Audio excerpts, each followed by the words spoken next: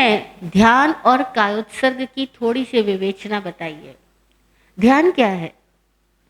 एक शब्द में समझे तो अवेयरनेस, जागृति, सजगता। जहां सजगता है वहां हम ध्यान में हैं। अब ध्यान यानी सजगता किसी भी विषय को लेकर हो सकती है। मोह में भी व्यक्ति जिसके प्रति उसको लगाव है दिन रात उसी को सोचता है, एकाग्र चित्त हो जाता है और वो अपने मोहित विषय वस्तु के प्रति इतना सजग होता है कि रात नींद में भी अगर वो सो रहा है और उसके तिजोरी के आसपास भी कोई आदमी आ जाए तो एकदम से उसकी आंख खुल जाती है, क्योंकि उसको अपनी तिजोरी में लगाव है। इसको परमात्मा कहते हैं रौद्र ध्यान, आर्त ध्यान। ये दो प्रकार के ध्यान अप्रशस्त ध्यान होते हैं, अशुभ ध्यान होते हैं, जिसमें आदमी मोह युक्त होता है अथवा द्रोह युक्त होता है।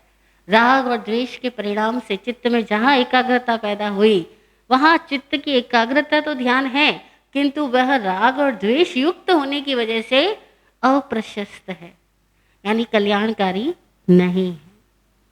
दूसरा होता है धर्म ध्यान। धर्म ध्यान क्या होता है? जब एक व्यक्ति वस्तु स्वरूप का तटस्थ निरीक्षण करता है, अपने कर्तव्यों का निष्पक्ष भाव से पारायण करता है, पालन करता है और किसी भी विषय वस्तु को जानने के लिए सहज जिज्ञासा से भरा होता है, ना प्रदर्शित करने की इच्छा रखता है, ना प्रमाणित करने की इच्छा रखता है, ना प्रलोभनों में उलझता है। जहाँ उसका चित्त शुभ भावों में रमण करता है उसको धर्म ध्यान कहते हैं।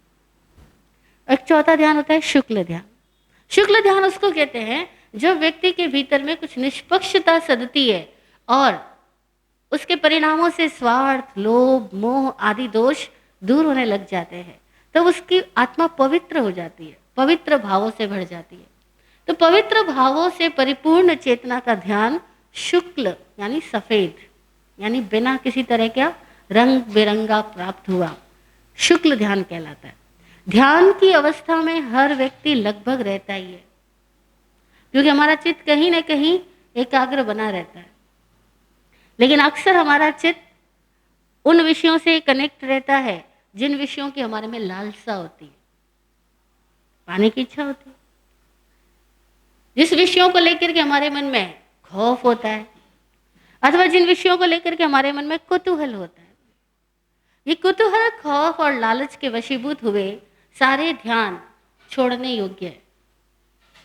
प्रेम, आनंद और ज्ञान से, भक्ति से परिपूर्ण ध्यान अपनाने योग्य है। ये तो हुई ध्यान की परिभाषा। अब है कायोत्सर्ग। कायोत्सर्ग क्या होता है? जब एक साधक आत्मदोषों की निवृत्ति करने की साधना करता हुआ बाहरी विषय वस्तुओं से अपने आप को निसंग बना करके खुद के भीतर में प्रवेश करता है, अपनी पांचों इंद्रियों को अंदर समाहित कर लेता है। अब उसकी आंख बाहर की दुनिया को नहीं देखती, भीतर के संसार को देखती। कान बाहर की दुनिया से डिस्कनेक्ट होकर के अपने अंदर के संगीत को सुनते हैं। मन भी बहिर्यात्रा से मुक्त होने का अभ्यास करता है। ऐसा व्यक्ति अपनी काया रूपी संसार से ऊपर उठ जाए, यानी एक हमारा अस्तित्व इस काया के साथ है, लेकिन दूसरा हमारा अस्तित्व इस काया के सिवाय भी है।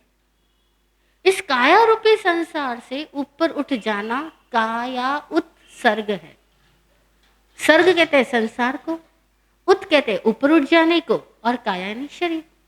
तो शरीर रूपी संसार से ऊपर उठ जाना, बोले तो डिटैच हो जाना, शरीर रूपी संसार से मुक्त होकर के अपने मन, वचन और काया तीनों योगों को एकाग्र करके आत्म ध्यान में लीन होना कायोत्सर्ग कहलाता है। इस कायोत्सर्ग की अवस्था में वो व्यक्ति प्रवेश कर पाता है जो सहज धर्म ध्यान में रहता है और किसी किसी समय में अभ्यास करता है कि बाहरी संसार से डिस्कनेक्ट हो जाए।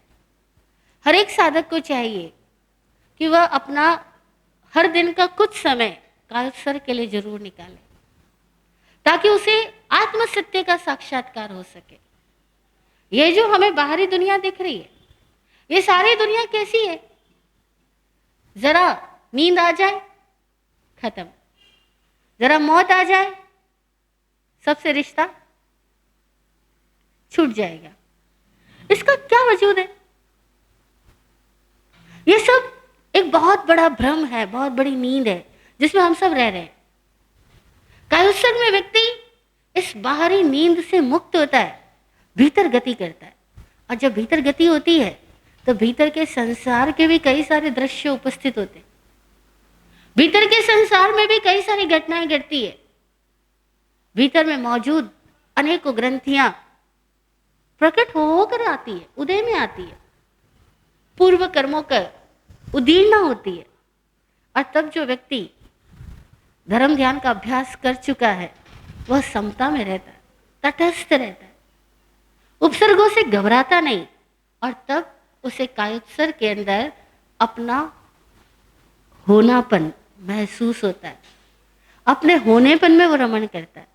इसीलिए निर्जरा के 12 वेदों में सर्वोत्कृष्ट वेद कायोत्सर्ग को बताया।